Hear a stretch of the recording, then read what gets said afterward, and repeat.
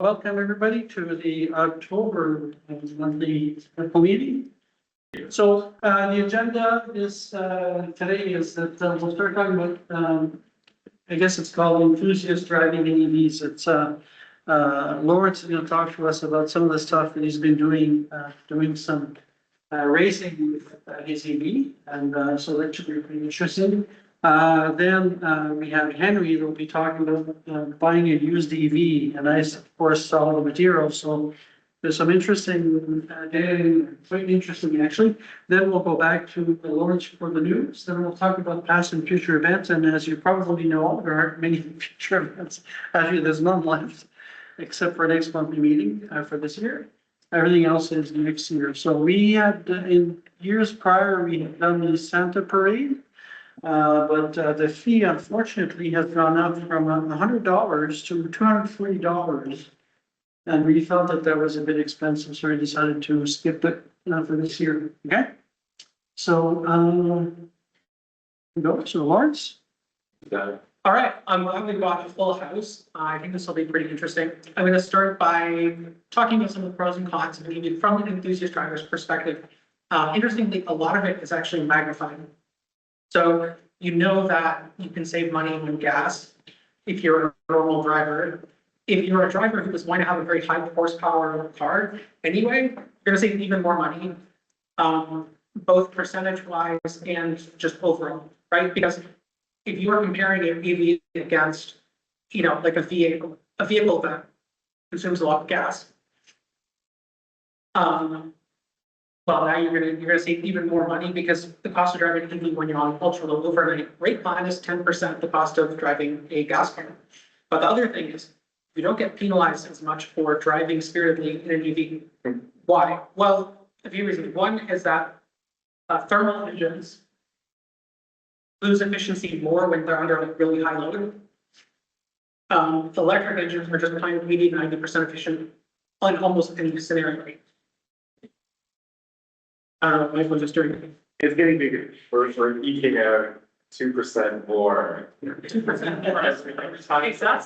That's the enthusiast driver mentality. Yeah, there you go. It's perfect. I got one more. So in any case, Keep talking. you're distracting me, Mike. Sorry. Train of thought. You're gonna save a lot of money on gas, okay? But there's a few other advantages that people don't think of. One is actually brakes. If I have a daily driver that's a performance car and I want to put aggressive brakes on it, every time I use them, they're going to be loud or more noisy than normal ones. They're also going to wear down faster and they're going to wear my rotors faster. If I have an EV and I'm doing daily driving, I'm not using my brakes or I'm using them much less. So that problem is kind of partially mitigated. That's also another area you're going to basically save money because you're not going to have to replace your brakes as frequently. The only really big thing is, yeah, you probably will wear through tires faster, and you might also need larger tires. Having your vehicle wider tires to get the same amount of rubber to weight ratio. But the thing about that is, yeah, as long as you have the appropriate amount of tire, the weight penalty to handling isn't as big as people say. It's a thing, but it can be mitigated at a price, depending on how serious you are about trying to optimize the handling of your car. So a lot of EVs come out the factory, being tuned as a daily driver because they're still not super popular as enthusiast vehicles. You modify them, you put on coilovers, adjust the camber, stuff like that. You're going to eke out a lot more handling performance out of it. And yeah, you will wear through tires, but just to put things in perspective, you'll probably be saving thousands per year on gas. In my experience, I don't go through a set of tires every year. It's more like every 2. So the amount I'm saving on gas is way larger than the amount I'm spending on tires, and it's not like tires on free. So you have to also keep that in mind. No noise can be either a benefit, pro or a con. You may want to be stealthy and be avoid alarm shot or get them going or attracting attention. So that's a pro. If you care about sound of an engine, and that's a plus, then it's kind of a loss. But Some vehicles have synthesized sounds. Cons from a track carry perspective, thermal management usually a bit of a challenge. In fact, the people think like, oh, you're going to run out of battery because you're pushing it really hard. No, the first thing that's going to happen is probably going to overheat, unless you're like a Taycan or Honda Ioniq 5N in endurance mode on track. Pretty good thermal resilience. So technology is kind of getting there, but also tracks don't often actually have the infrastructure, so they don't necessarily have chargers nearby. So that can be, if you're trying to do like a whole track day, cool down the car, charge it again, all that. Might not be totally optimal yet, but obviously I think we're gonna get there in the future. Also on the pro side, just fewer things that are gonna break. You push the car really hard. You're not gonna money shift. You're not going to blow up a transmission. You have great throttle response, low center of gravity. Although your gravity, your weight is kind of spread out. So it's not just about how low your center of gravity is. You also want all your weight to be concentrated towards your moment of inertia, like a ballerina, bringing their arms in. The more concentrated your weight is, basically the easier it is for the car to turn. And I'd say EVs are so on that. The battery is kind of a big spread out object, but it also doesn't go past the wheelbase. So it's not like it's going all the way up to the ends of the car. Whereas like a gas vehicle does have the engine all the way in the front sometimes. And that's why mid-engine cars are so desirable from an enthusiast perspective. Okay, so if you want to actually engage in some kind of performance driving, where do you go? Our nearest track is Calabogie, but they don't allow EVs. Hopefully, just for now, we'll see what happens with that. Supposedly, it's due to like either insurance or just infrastructure they lack there for fire suppression, stuff like that. They have to be prepared for rare events like that. You can drive EV at High Park Mirabel, as far as I know. That's a 2-hour drive. There's also drag strip at Westville Driveway you can go to, but that's not really the same thing as track driving. And there's what I've been engaging in, MCO autocross events, which happen at the Canadian Tire Center, usually several times throughout the summer. So what's autocross and why should you try it? Well, I'm sure many of the people here probably have never even driven on a track before. So if you want to engage in some kind of, I would say, enthusiast performance driving, autocross is actually where you want to start instead of going straight to the track. I do plan on getting into track driving, but I haven't even tried it myself yet. Autocross is basically a thing where we set up in a parking lot that's rented out, and we set up cones, and you drive around them. And you try to make really tight turns and stuff like that. So it's just a time trial. You're not wheel-to-wheel racing with other cars. It's not very expensive. If you want to do it and you need to rent a helmet, like if you don't have one, which most people don't, so you get a specialized type of helmet. It's about $70 to do it for one day. And it's like a whole day of fun. You don't need any particular type of car. It just has to be in good working order. People do it and I've seen someone do it in a Prius. You don't need any type of skill level. You just have to read the rules and follow them. Basically just be cautious and keep safety as the number one priority type of thing. You don't, no one's going to make fun of you if you're slow. It's the opposite. You're going to look bad if you spin out and are, trying way too hard. So it's very low stakes. It's a lot of fun. It's a good way to learn the limits of your car. And it's very really exhilarating. First time you do a lap, you're going to be like, holy shit, I didn't know my car could do that. And that's even if you're just on eco tires. But I'm starting to get to the point where I'm starting to upgrade the car a bit, new wheels, new tires, stuff like that. So if you're interested, check out mco.org. That's the Motorsport Club of Ottawa. They organize these events. And also, if you go, you won't be alone. Luke and I are usually there. And there's a bunch of other EVs that are EV drivers who are usually there. We've usually got an EV6, maybe 1 or 2 more Model 3s. Sometimes only 5 minutes there. So, yeah, it'd be nice to build up that contingent, because we can also kind of pull race, and there's like an EV category, so basically all EV drivers can race each other basically, time trial, I mean, not literally racing.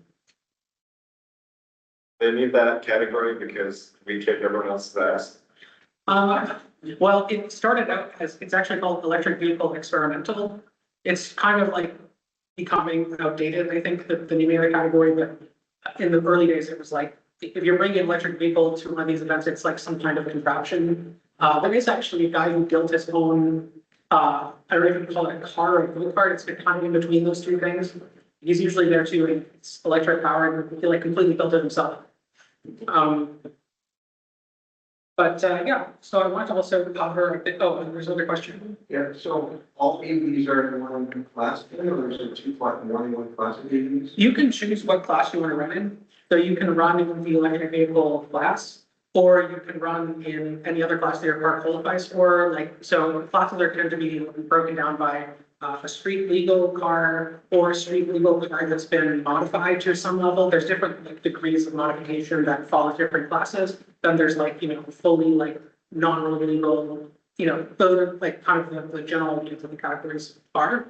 So if you just have a car that is not modified, you could run in the, you know, street A or whatever.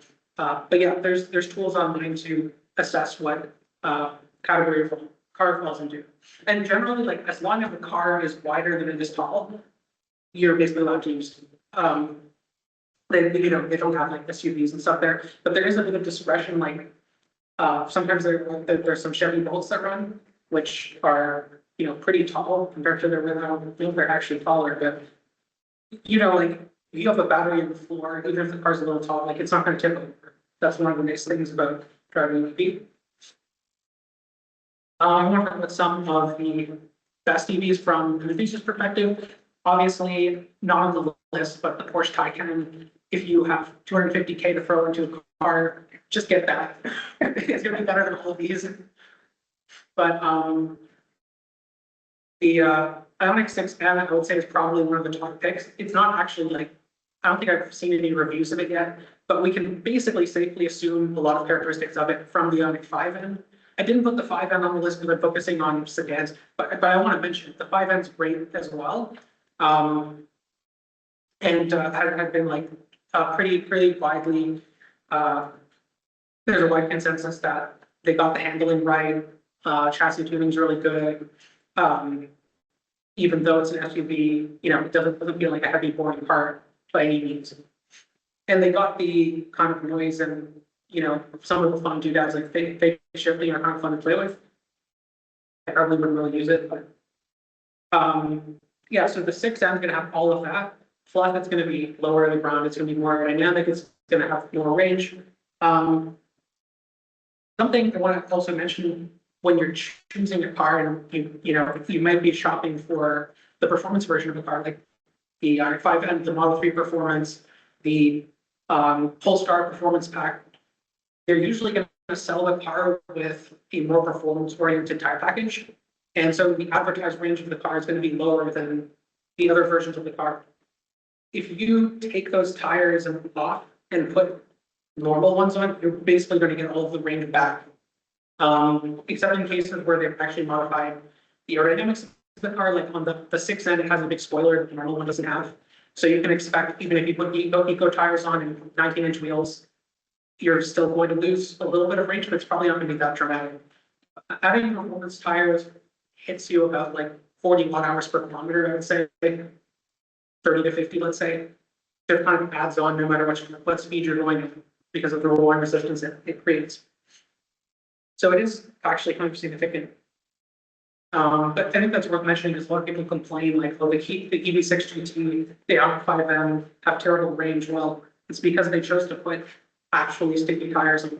If you're going to engage in motorsport type stuff, it might be a good idea to just get the actual separate set of tires for your performance driving. Like if I were to buy a 6N, I'd probably keep the tires that came with it and use those for track driving and autocross. And once those tires were, I'd probably put even more aggressive tires on to those rims. I would get another set of rims for like road tripping, daily driving, because personally, I'd rather have a bit more range. And actually, I'm gonna talk a bit more about tires later and the trade-offs you can get between them. But in terms of kind of the best aspect of each of these cars, the 6N comes with all the other advantages of eGMP, fast charging, vehicle to load, really good chassis tuning, interactive shifts and sound. Compared to some of these other options, it is like a little bit heavier, like it's 600 pounds heavier than the Model 3. It's also just bigger, so that's going to affect how it feels to drive. Polestar 2 also has great kind of chassis tuning and stuff like that. It's like a step above the Model 3. The Model 3's weakest point is probably its handling, at least from factory. So most of these other options are actually considered better than the Model 3 from a handling perspective. But the Polestar 2, at least from my experience test driving it, really, really poor throttle feel as an EV. Like they clearly mapped it to feel like you're driving a gas car, and it doesn't have a sport mode or eco mode or anything. It's just one mode all the time. You put your foot down, like wait 3 business days, and then the power comes. I hate it. I think it ruins the car. But if you don't care about that, it's honestly a really good car. Model 3, if you can tolerate Elon, has probably some of the best aftermarket support. And there's once you throw maybe like $1,000 into it, you could probably get it to the same level of handling as the other options. It has really good power and stuff like that. Probably the best range stock from all of these just because of its aerodynamic profile. And if you throw, 18-inch or 19-inch wheels onto it, you're going to get a lot of that. You're basically going to get the same range as the all-wheel drive one range. i4, it's the most expensive one on the list. But other than that, it's probably the best from the perspective of having like lots of power, low 0 to 60 time, great handling. But yeah, I think you don't have to get the M version. The M version is like 150 grand or something, like 130 in that ballpark. But you could get one of the more entry level BMW i4s and still benefit from a decent amount of power and nice handling and all the other features it offers. So what should you modify if you want to make your EV more performance oriented? The first thing you should start with, like as with any car, is wheels and tires. And you can kind of twist the dial to improve either your handling or range. You can't really improve both at the same time unless you're coming with like really crappy tires and you're just switching to something that's better all around.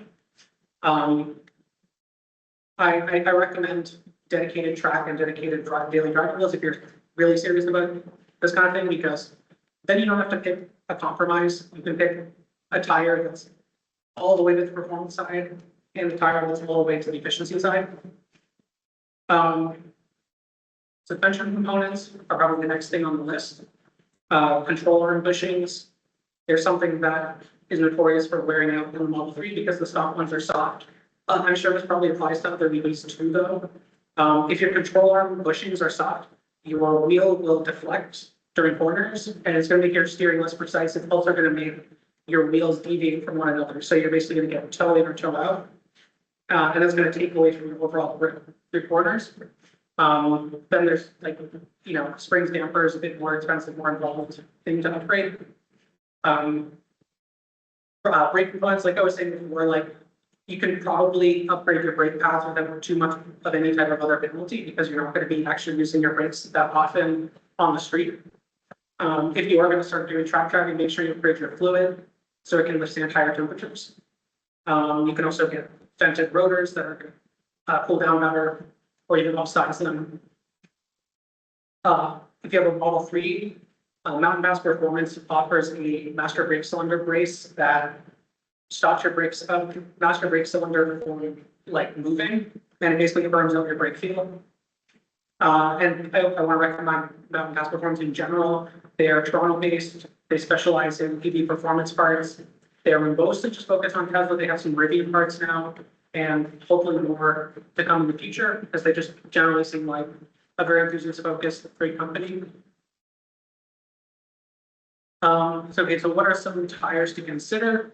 There are so many tires, so like I couldn't include all of them, but just based on research I've done, these seem pretty good. So max efficiency, Hankook Ion Evo AS terrible, like, from a performance perspective, like, they feel like noodles. But they're so efficient, probably the most efficient tires you can buy. Okay, but if you want to start going into like the more balanced territory, Hankook Ventus S1 is going to give you a bit of a more sporty feel without sacrificing very much efficiency at all.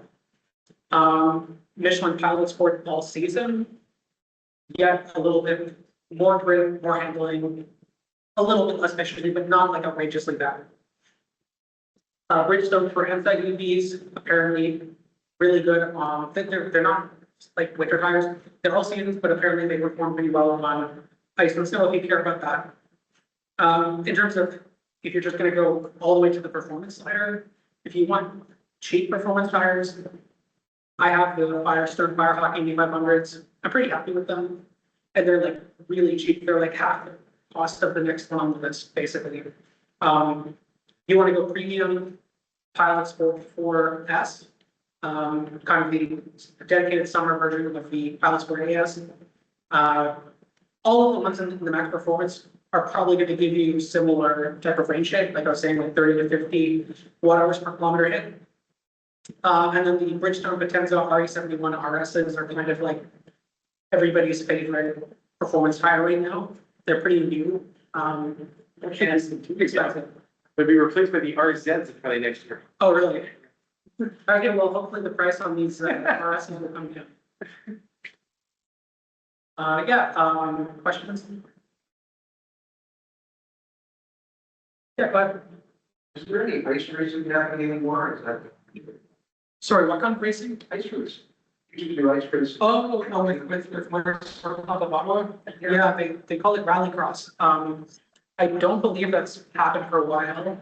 Volunteers got a bit burnt out, from doing both summer and winter events, but maybe come back in the future. They also used to do it at, was it Raceway there, it's here, North Quebec. I mean, they lost actually the venue where they used to do it, I think, so.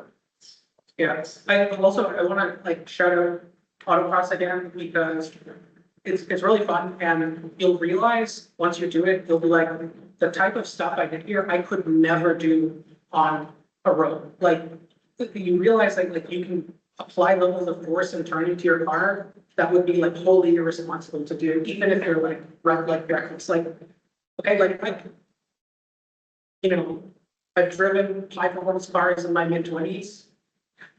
And I've never, like, the stuff I've done, type of G-forces I've achieved in autocross, I've never done that on a road. So it's hard. Do they have, training programs or you just try yourself? Yeah, actually, at the start of the season, they have a autocross kind of beginner's class. So you can sign up for that too, yeah. But yeah, the season's over now, but it'll start up again in like May or something like that, April, May. It actually really depends on how, if the sense. It depends on how the city. Because we use the parking lot there, so once the hockey season is over, it's pretty much ours. So some years it's later, but usually autocross school is early to mid-May. It's like where they do like 2-3 hours in classroom, and then they take you on a mock course with instructor and stuff. Yeah, and you have to like practice going in circles and stuff like that. Yeah. Any questions online? Nope. Further questions? Okay. If anyone's interested in MCO autocross, things like that. Actually, there's a picture of Lino's electric car here. On this thing. It was quite interesting. Oops. Oh, the one he was describing that the guy hand built, it's this one, second on the left there. Very cool. Yeah, it's all electric, has straight gear transmission, sounds like a giant radio control car. If anyone wants to come and see this, I mean, it's the schedule, we can put the schedule, it's like Canadian Tire Center, and it's usually Saturdays or Sundays. It's been looking for uniforms. Racing also twins at Westville, and he won one of the races, and they decided that he didn't want electric cars after that. They told him if he wants to create his own category, he's welcome to do it, but he can't race against. He brought us a big check to him. Yeah, $2,500. Oh, wow. The EVs, typically don't win the top position for this, then the add-ons will still beat us. Just because they're so light. Anyway, so next presentation is Henry. Why use the beef? Thank you. So at the events where we interact with the public, I find like one of the big barriers is EVs, they're so expensive. And so I did some searching on, Car Gurus and Auto Trader, set 250-kilometer radius and threshold of $30,000 and under. And of course, fuel type electric. Auto Trader, I think on Car Gurus, they must do it based on model or perhaps the VIN number. I didn't look into it, but there was definitely a lot of miscategorization going on in Auto Trader, where you see like Priuses showing up when you're asking for electric. Anyway, so I'll go through several slides here on different units, and we're kind of progressing down through my spreadsheet of models in terms of quantity. So of course, Tesla's highest number available. We're looking at like 78 or 104 units of Model 3 for under $30,000. And then I further broke it down for car reviews. You can see that the under 20K, I found 19 units, 20 to 25K, 43 units. And generally, this was like over 100,000 kilometers, over 70,000 kilometers. And then as you're getting up to the top of our set price range here, there are more units, and we're talking about 40,000 kilometers and more on the odometer. I even found one Model Y which had 170,000 kilometers on it. So yeah, generally speaking, we're talking about loved vehicles. As we know, the batteries on these things are lasting a lot longer, and secondhand EVs in general are highly undervalued, in my opinion. We're probably in maybe a golden age of buying EVs right now, because I think people are undervaluing them. And as people get to know EVs more, the resale prices, I imagine, will go up. Having said that, if lithium, or I should say sodium-ion batteries come on board and make everything super cheap, then yeah, maybe prices will come down as well. This chart's a bit harder to see. This is a great feature of Car Gurus.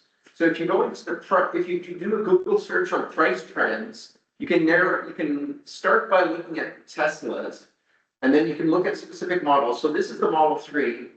So I don't know if you in the audience here can see it, but the blue line is 2021, yellow line is 2020, the darker colored line here is 2019, and then the green is 2018.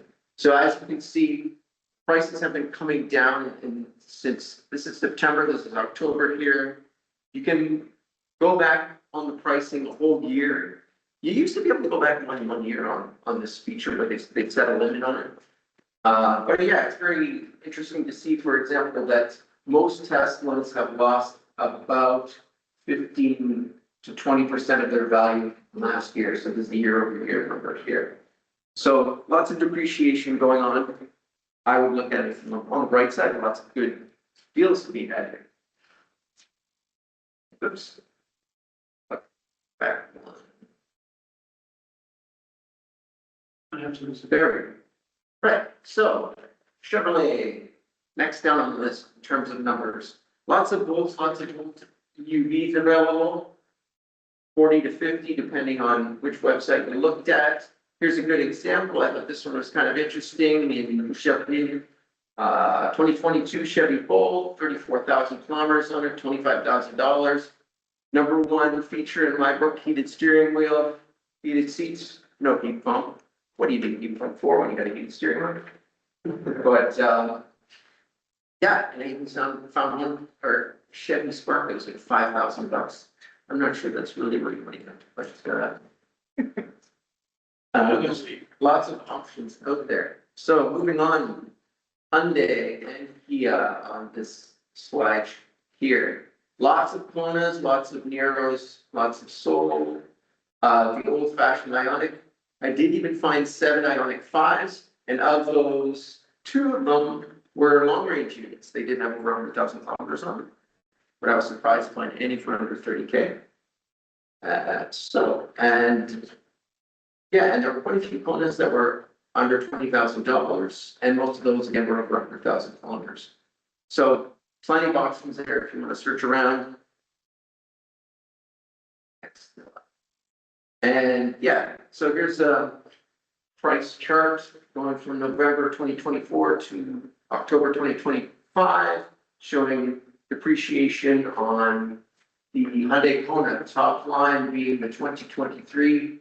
The 2024 was above the price range. You can see and the 2025, so I did not include them in the chart here for the sake of argument and fitting it inside of our price list. So all the way down to the 2022, 2021, 20 and 19 of the Kona, and the depreciation values over the last year were 15, 8, 10, 11, 11 year over year.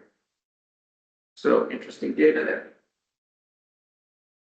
This was a particular Ioniq 5 that I thought I found attractive. It is in the long range. It had almost 100,000 kilometers on it. Trailer hitch, almost $30,000. And again, in which I think is on the South Shore, just past Montreal. So with the mat,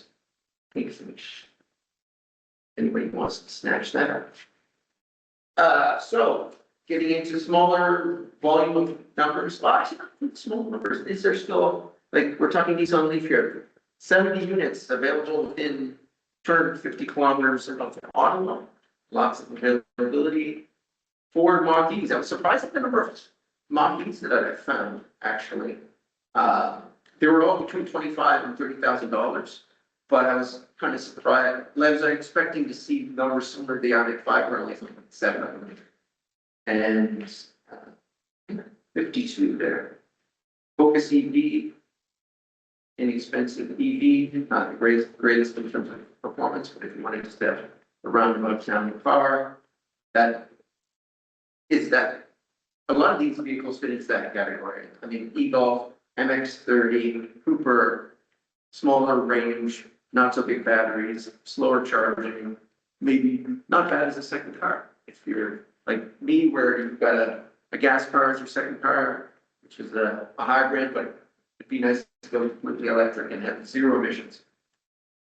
So a little bit of a breakdown of the Nissan Leafs. I found 25 for under $10,000 and 27 for $10,000 to $20,000. So pretty good deals if you're thinking about buying a car for your kid or something like that. You want to give them a practically throwaway car. A Mach-E, here's an example of a Mach-E with premium 88 kilowatt hour battery, 82,000 kilometers on it, $30,000, and that was in St. Jerome.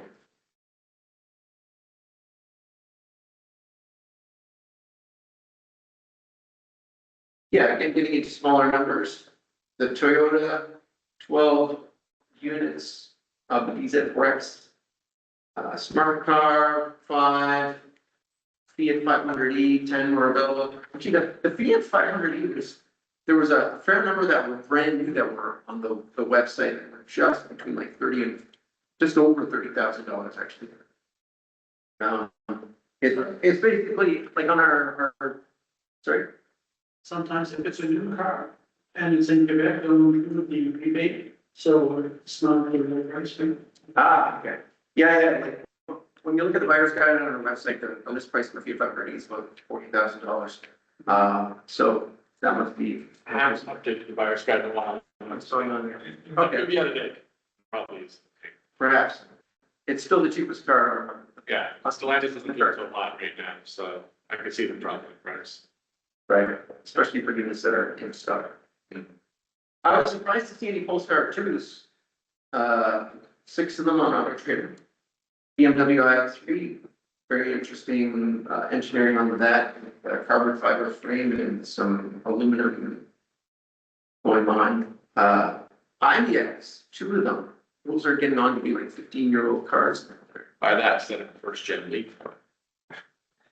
Which would you buy? It's got liquid cooling battery.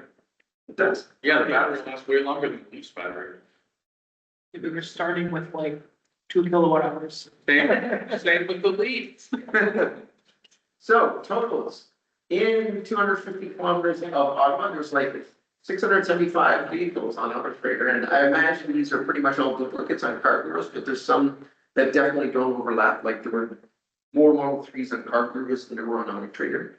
Car gurus feels like a more savvy website, but it feels like the population is not latched onto it yet, so I think there are just generally fewer numbers available there. That's why I was looking at both of them. I kind of prefer the UI of car gurus. It's a good website. And yeah, I took this photo from BZ4X. No front on there, and I was struck by how much it reminded me of my Prius V. You open up the hood, it like hoses everywhere, no front.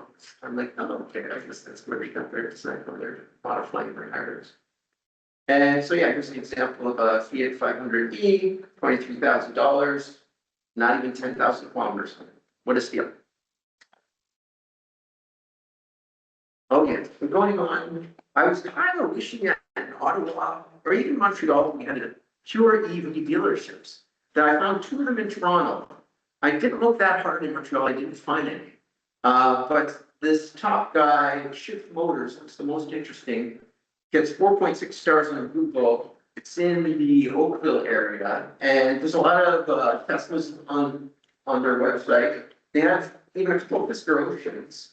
They have former Tesla techs working for them. And yeah, it just is a very EV focused dealership. It'll be fun to take a road trip down there and take a look at that. And these guys also are EV exclusive, the Electric Vehicle Network, evnet.ca, 4.5 stars. They only had 44 reviews. These guys had 400 reviews. So you're definitely seeing more traffic at the top guy. And they only had 6 units in stock, but they had an interesting system going on. Like you could rent an EV and you could talk to people there and get more of a tutorial on using EVs. And it very much felt like it was a great dealership for people that are beginners to the EV world.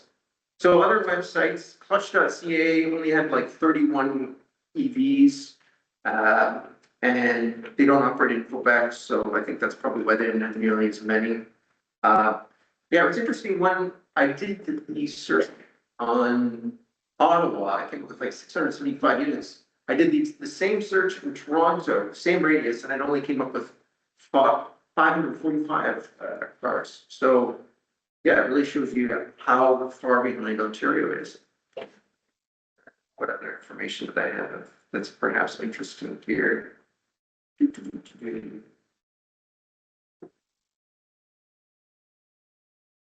So my last page, yes, and we'll pass the Lawrence with the news. Just out of curiosity, I was looking at, Oh, I think someone's on speaker.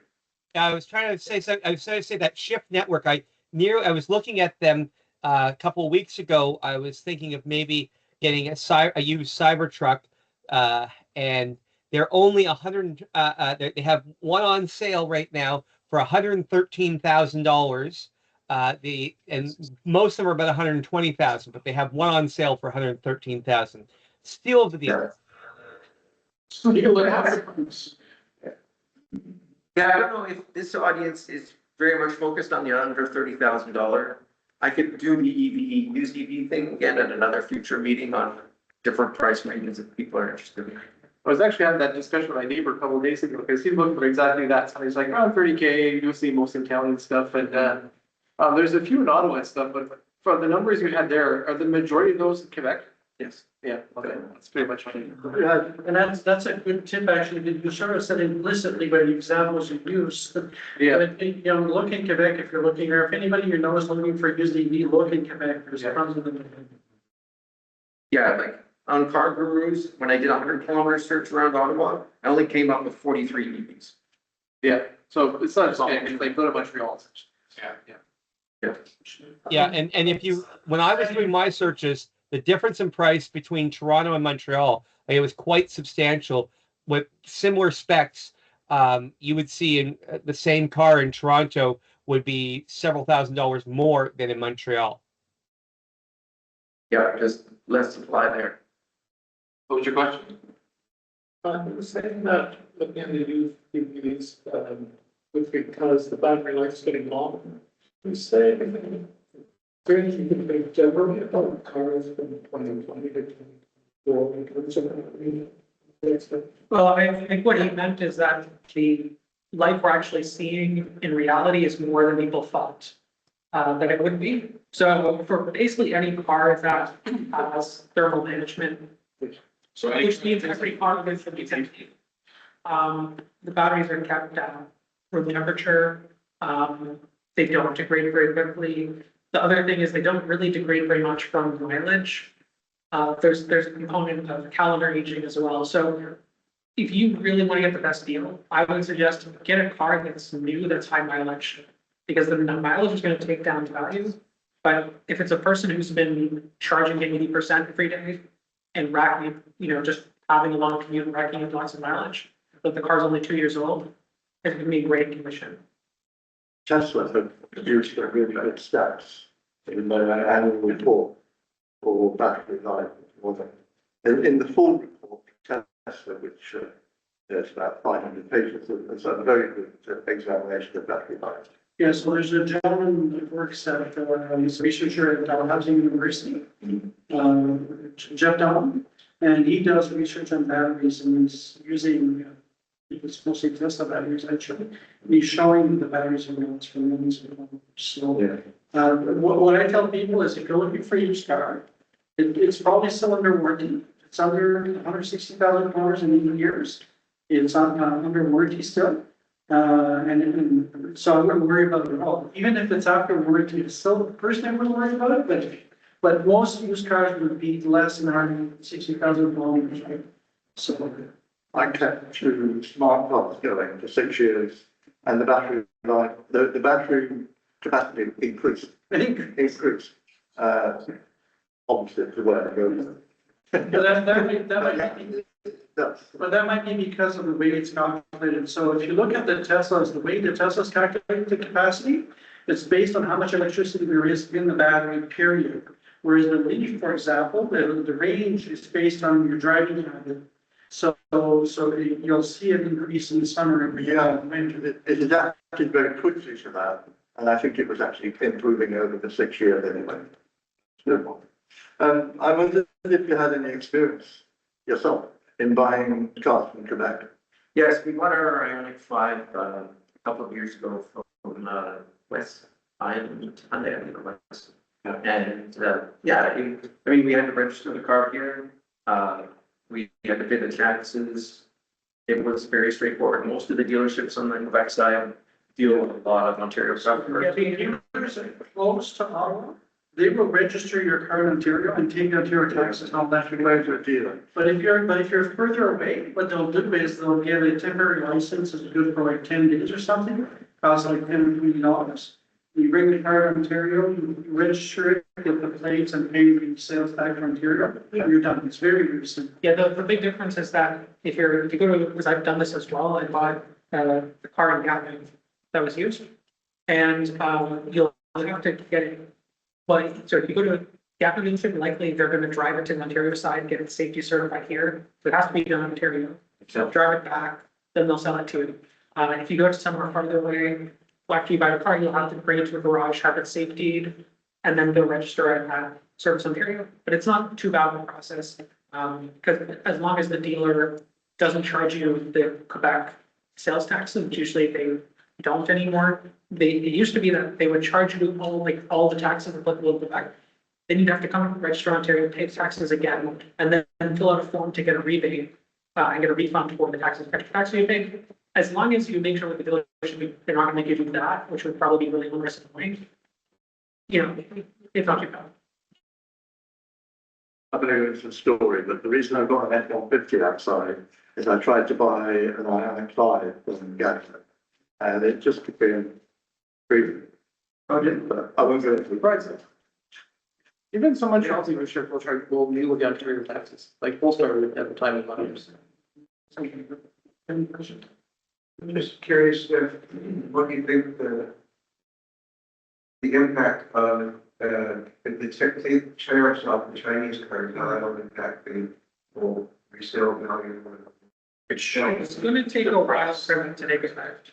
So the first thing that's gonna happen if that tariff goes Is the away, garbage bag missing, Logan? someone's got their mic open. The first thing that will probably happen is some manufacturers will shift, you know, like particularly Tesla, because they have a China factory, they're gonna start selling Chinese made cars here. It's gonna take a bit longer for the Chinese makers to actually enter our market because they have zero presence. They're gonna have to ramp up marketing, they're gonna have to, you know, build a brand presence here. So I expect that to take another like minimum year for certain parts to even start going on sale. And then for that to trickle into the used market, probably another year after that. But once a company like BYD, for example, shows up here with new cars that are like $1,000 or whatever, then I would expect the used car market to Yes. be depressed. Yeah, just It like, won't- so, Like, you'll be looking at, you'll be cross shopping a used Tesla with a $20,000 brand new car, so. yeah, just like we saw when Tesla dropped the prices dramatically, we saw the price of the used car drop dramatically. Yeah, exactly. So it'll depress the prices eventually. Going back to your battery question, I would also add LFP batteries are going to last longer. Also, realistically, when the Chinese cars come here, they're not gonna sell them for 20K, they're gonna sell them for slightly less than the competition. Because They can't. they're gonna sell it for what the market will support, not for how cheaply they Well, will. it depends on what they want to do, right? Like, they might want to, you know, eat market share as much as possible, in which case they'll undercut everybody. Yes, but if they get market share too quickly, they're gonna piss off, local manufacturing, and it's gonna become a whole political. What make the manufacturing? So we don't know, we can speculate, right, we don't know what will happen, but, I'm certainly hoping that the tariffs will be at least substantially reduced. Yeah. To at least put some pressure on the local manufacturers of the. Any other questions? And let's go to the next slide. The Chevy Bolt is coming back. Yay. And it actually looks pretty solid. So, when you look at the starting price of $39,998, which is $43,470 with all the fees included, according to Chevrolet website. It's basically the same as the outgoing EV from 3 years ago. So the 23 versus 2026 model, we're comparing, when you factor in inflation. Except that it now actually charges well. That's basically the only difference. It's basically its own form factor, it has the same amount of range, it has an LFP battery, but it's the same capacity. But it charges 10 to 80% in 26 minutes, which is pretty good. 3 times as fast. And yeah, 150 kilowatt peak charging in an export. Yeah, it's just gonna be like easy to recommend, just right by. Is it based on the Ultium architecture? Is it still this unique? Yeah, it is. It's cool, it's on the inside. Ultium is going LFP now. It's the first Altium LFP car. Nice. Yeah, so all the insides are different, but the outside looks exactly. Yeah. So the model is made for So it's not the same platform as the other Ultium vehicles exactly, it's still like the same platform as the old Bolt, but they slapped in like some Ultium parts basically. Yeah. Also means there could eventually be like an LA. But there has been like, they didn't put this in because it's kind of speculation, but there has been some news from Chevrolet saying that like they're going to replace the Bolt fairly soon again. Like this thing you see in front of you is probably only going to be on sale for 2 to 3 years. Don't worry. And then they're gonna transition to be like the track CV or something like that. Well, okay, so I guess I did put it in the news, what exactly what I just said, but GM president says that they're gonna be releasing an entire family of low-cost EVs, probably LFP based, a lot of similarities to the Bolt, except they're gonna be actually on the Ultium or whatever their new platform is called. Compact, 30K or less, of course, we're talking US pricing. None of them have been announced yet, so we'll stay tuned for that. Kind of exciting news from the German market, just to see the next gen platforms coming in from BMW and Mercedes, because they were announced on the same day pretty much. And they're both coming in with pretty competitive new architectures. So they cranked up the charging speeds cranked up, the amount of energy they're cramming into the vehicle platforms. They've made efficiency better. So we're starting to look at vehicles with, close to 600 kilometers of EPA range is what we expect. They've only published their WLTPs, but yeah, I try to always specify which cycle I'm talking about, because if I say 650 kilometers range, okay, that sounds really impressive. It's WLTP. So, and if you see a number that's CLTC, it's even worse. You need to really dial it down. But EPA, which is a little more realistic than highway driving, tends to be about 0.9 of your WLTP. So just based on that calculation, close to 600 for both of these. With the GLC being more efficient because it has a smaller battery, 94 kilowatt hours, still quite good. It's kind of a Model Y sized vehicle, but with an extra 15 kilowatt hours of battery, and 330 kilowatt charge times with no 10 to 80% published yet. But also for the BMW side, the 10 to 80 in 21 minutes. Yeah, it's a little bit longer than some cars that are on the market, just from a 10 to 80 perspective, but it's also a bigger battery. So you are actually gaining more range in a shorter amount of time. Although I do think the BMW is kind of ugly, just my opinion. Hey, they reduced the beaver teeth, Yeah, it's better than the current. so it's not an ugly buck-toothed car anymore. And maybe they look better in person. But yeah, all of this is going to be going out to the rest of their electric vehicles, all of this technology. When we start to see this in the sedan, that's where we're going to get the really impressive range and road tripping numbers. GM, it says reduce or terminate, apparently it's confirmed now. They're actually stopping production of the brick truck, so kind of unfortunate. Apparently the sales numbers were pretty lackluster. They were looking at annualized 1,000-ish units, which isn't very many. I don't know what the pricing was like. It sounds like it probably wasn't very competitive, but it also means they're going to be shutting or repurposing the Ingersoll, Ontario plant, so that's not. But we have these 100% tariffs on Chinese EVs. Aren't they supposed to be protecting these companies from doing exactly this? Yeah. It's almost like if there's no competition, Sure. they don't try. This thing's probably way undercut by Rivian or EV. Yeah, but I've seen more bright drops than I've ever seen Rivian delivered. That's true. But anything you I don't think they launched the RV in Canada yet. So that's probably why. Also, they've sold most of the externals. Anyway. The other problem is that these are particularly getting tariffed. Trump has tariffed these because they're being made in Canada, and that has really hurt their going into the States. Except those are under Kuzma, so they're not tariffed. Isn't he I tariffing thought there was something that they had. Actually, 70% of Canada's trade is not tariffed right now because of Kuzma. And most of the vehicles count under Kuzma because they're Kuzma compliant, so they're not actually tariffed. And Craig, I work in this. I didn't Okay. realize things outside respecting Kuzma still. Yeah, no, they're respecting Kuzma.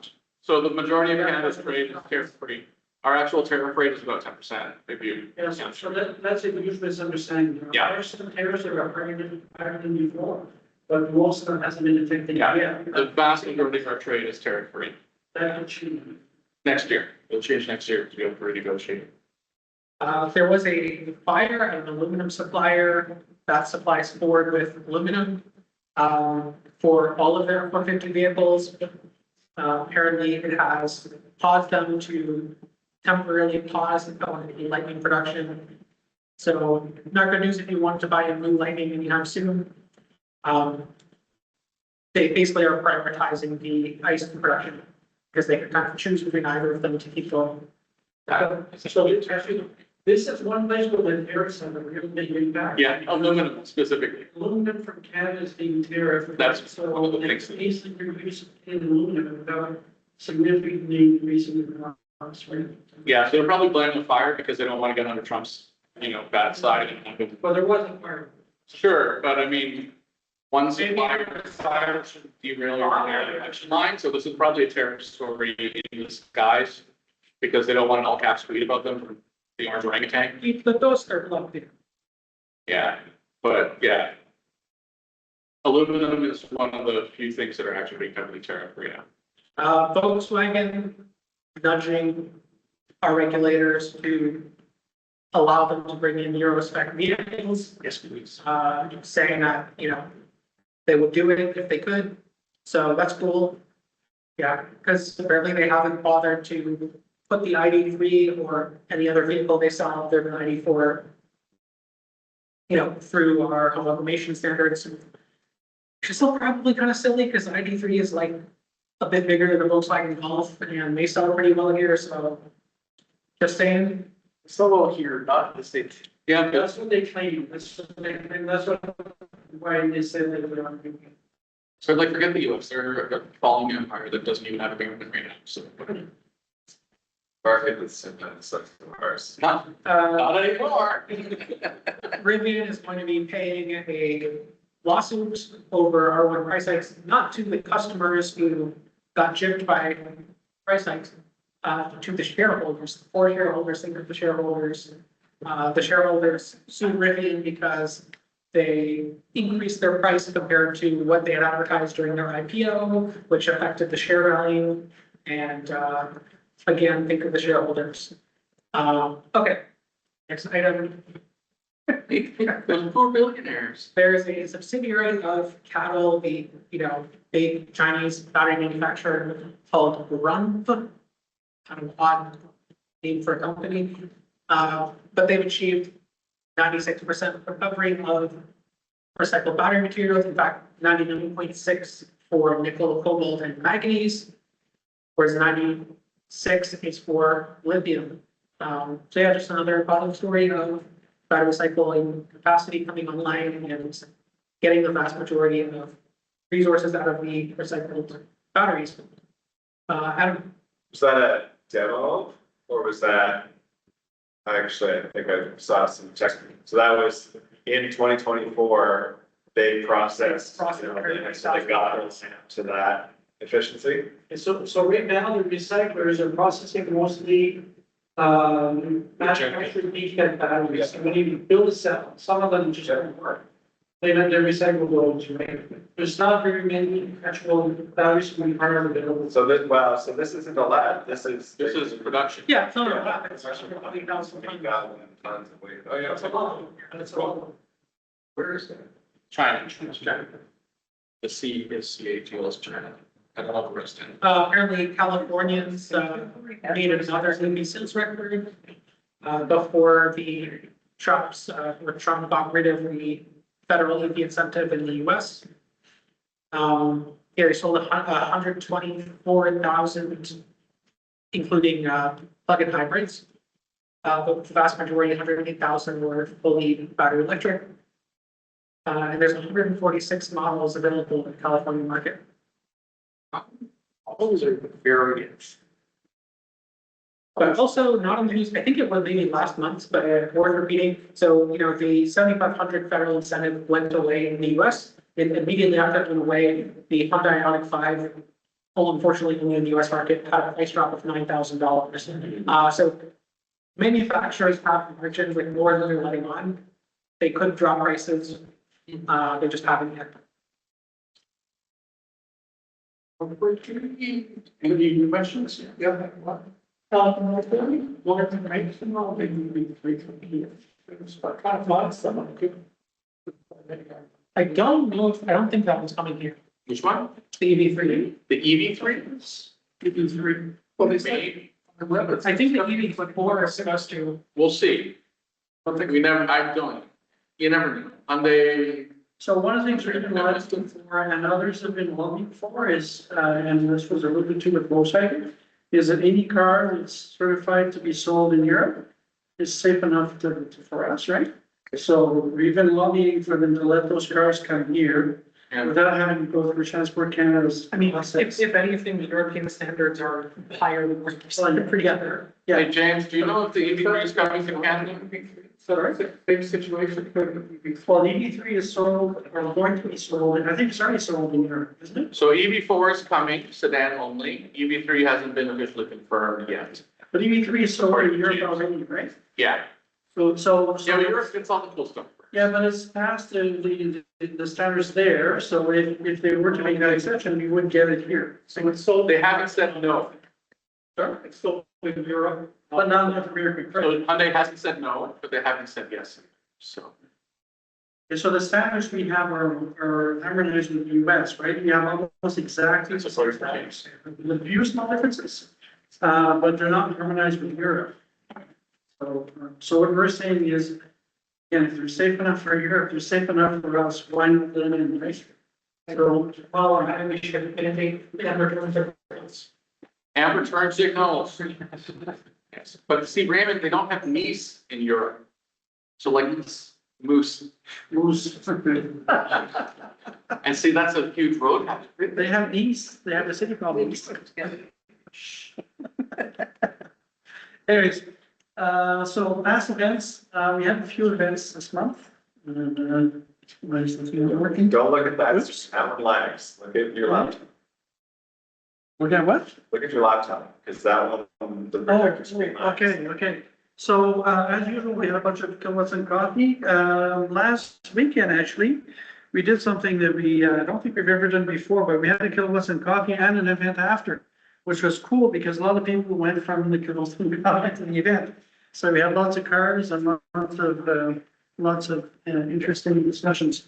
The other thing we did is October 18th, we had the Charting the Fall road trip. There were 5 of us. There weren't very many, unfortunately. It would have been great to have more people, but we did have a good drive and a good talk. And Israel Patat was open, so we were able to actually get some poutine and all that. So that was good. And then, oops. Yeah, and that event I was mentioning last Saturday was the Canadian Federation of University Women. The group that was in there, you see inside, the lecture inside, there were around 15 to 20 people, I think, somewhere like I was that. gonna say 30, but maybe that includes you That guys. includes us. Yeah, If you say 30, sounds better. 30, but there was, at least, If you live in a post-truth world, there was like 100 people. 50 people that listen to me, very attentive. yeah, so I haven't done the presentation. And what I found is there's a few people that are already have an EV. But the other people there seem to be people who were seriously considering and wanted to talk to someone to get reassurance that it was a good move, right? So I think it's had a significant impact. These are the picture at the bottom has got some of the vehicles that we had at the event. Okay, so that's it. Upcoming events, we have our last meeting of the year. November 24th. So you all probably remember, we take a break in December. Nobody wants to be here unless Monday in December anyways. I'm gonna be in Cancun. You'll be in Cancun. Okay, anyways, the meeting after that though will be in the end of January and that's the AGM. Okay, so look for that. We'll do it here again next month. And we haven't booked it for next year, but I think we might book it for next year too, because we don't have any other place and this is relatively inexpensive. It's a good place. Speak in early next year. Sorry? Can speak in early next year, 7 o'clock in the evening. Okay. Well, Whatever you need. Okay. Just looking at the cinder block. It's fine. Full stack. yeah, it's used 12 months a year. Yeah. It is very, very busy, actually. Okay, so in terms of who wants some coffee, we're going back and we're gonna do, what the heck is This is it? not there. Oh, sorry, the November 1st is not 10 toes. That's, I got it wrong. It's across from, The new Canadian Tire with the freshly opened as of today Electronic Cannabis Center. correct, okay, so. On Carling. The big ass Canadian, the biggest Canadian tire In the world. So there's Right a- across the street, it's a bagel shop, it's delicious. Oh, okay. So I'm gonna upload the presentation probably tomorrow, if not tonight. I'll correct it and we'll make sure that, on our website that we have. So I'll make sure on our website that we have the right locations, but after that event. So after that event, we're getting to colder weather, so we're gonna go back to what we were doing before, 1 week at Tazalea in the food court. And we're gonna park the cars underneath, so we could go slow, but we'll look at the cars, it won't be too cold.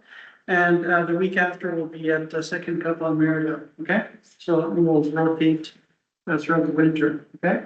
And that's it for upcoming events. Like I said, we go to the Santa Claus parade, but the price is considerably higher this year. And it's not just the entry fee. What we did in the past is we would give out candies, and the candies were actually quite expensive too, hundreds of dollars. So we decided this year we're not gonna do that, okay? That being said, it says new for 2024, it's still in effect right now. So if you're not a member, we encourage you to subscribe and to, there's different levels you could subscribe at. Yeah, the money that we have, we're very low budget. Most of the money goes to insurance, unfortunately. But we do use money for a few other things like renting this room here. This is a fresh, a screenshot from today, so we have 123 subscribers on our YouTube channel. It's like 20 more than last one. Hey, 21. It's like 20 more than last one. Oh, it's almost like Unless it's YouTube shorts, you're driving subscriptions. 1,000%. No, it could be. So we have a few shorts there at the bottom, you see out there. We've got a few other things we put there, so this video here is a video of, Ken Johnson, who was talking to the Nuclear Regulatory Commission about doing green energy instead of nuclear. And this one here is my version of the presentation that I did last month, but the version I did for K4. So we've got a few other things there. But I'm trying to get the videos up as soon as I can after the meeting, right? So anyways, would invite you, if you're not a subscriber, to subscribe, please. That always helps. And maybe eventually we'll get more subscribers and get things going. What we're trying to do with the shorts, we're trying to get things rolling to try to, get more subscribers and more eyes to the channel and to our website, right? So our website is still quite popular for the Buyer's the buyer's guide is extremely popular still. Should probably. So, yes. That's perfect. Sorry? Why, I'm looking at the EV section. Yeah, yeah. What? Sorry? Intro- Yeah, he's been adding stuff. And if other people have time on their hands, would like to help with that, I'm sure that they'd be happy to get some help. So this part is the roundtable. So at this point, we will stop the recording. So if you are, and normally you're, Mike is saying this, but if you are watching this on YouTube, this is the end of the show for you. But for those who are in real time, we will be doing a roundtable and discussing a bunch of stuff related to EVs and anything else you want to discuss that has something to do with green stuff, I guess. You could talk about other stuff if you want to, but Okay, thanks, and we'll see you next month.